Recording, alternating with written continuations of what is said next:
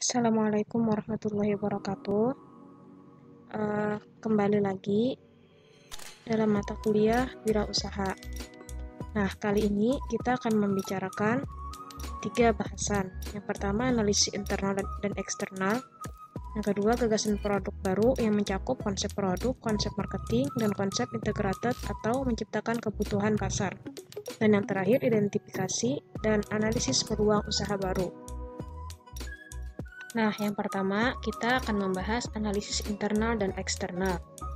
Analisis internal adalah analisis atau pemeriksaan yang dilakukan terhadap kekuatan serta kelemahan sebuah perusahaan. Kekuatan perusahaan berarti di mana sebuah perusahaan dapat memanfaatkan serta memenuhi target pasar. Dan yang dimaksud dengan kelemahan perusahaan adalah di mana perusahaan mengalami keterbatasan dalam memenuhi target pasar. Sedangkan analisis eksternal adalah pemeriksaan terhadap lingkungan di luar perusahaan, seperti konsumen, pesaing, dan lain-lain. Tujuannya adalah untuk mengidentifikasi peluang dan ancaman strategis dalam lingkungan perusahaan yang berpotensi mempengaruhi perusahaan. Berikutnya pembahasan kedua, yaitu gagasan produk baru, yang mencakup konsep produk, konsep marketing, konsep integrated, atau menciptakan kebutuhan pasar. Nah, yang pertama konsep produk. Konsep produk menyatakan bahwa konsumen akan menyukai produk yang menawarkan kualitas, kinerja, dan fitur inovatif yang terbaik. Berdasarkan konsep ini, strategi pemasaran berfokus pada perbaikan produk yang berkelanjutan. Jika dilakukan dengan benar, maka akan menghasilkan produk yang sangat baik. Kualitas dan peningkatan produk adalah bagian yang penting dalam sebagian besar strategi pemasaran. Selanjutnya, konsep marketing atau konsep pemasaran.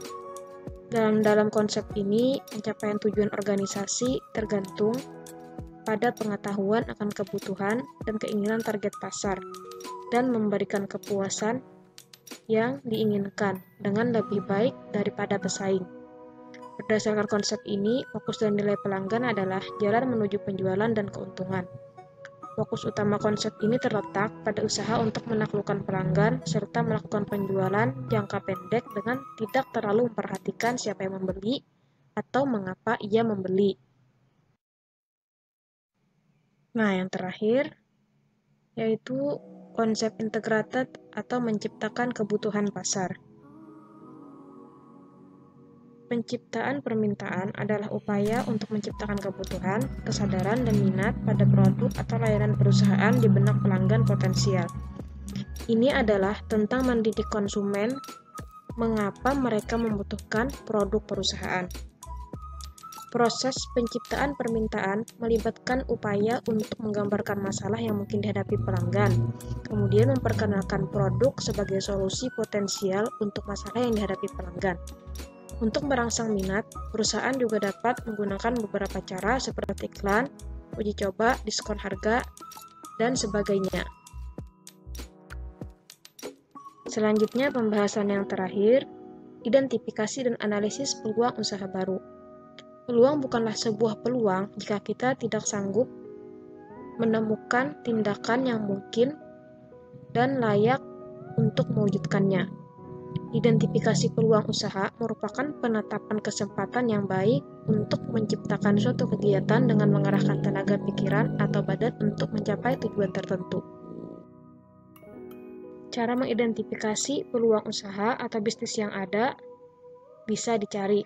Asal saja seorang wirausahawan itu bekerja keras, ulet, dan percaya kepada kemampuan sendiri.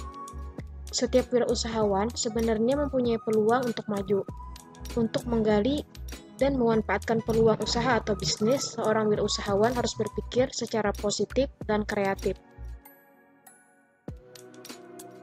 Adapun persyaratan pokok dalam memanfaatkan peluang usaha pada masa depan ialah yang pertama, berpikir positif, kedua, optimisme, ketiga, bersedia bekerja keras dan mau mendengarkan orang lain, keempat, mengakui kesalahan, dan yang terakhir, mau percaya bahwa pada hari ini harus lebih baik daripada hari kemarin.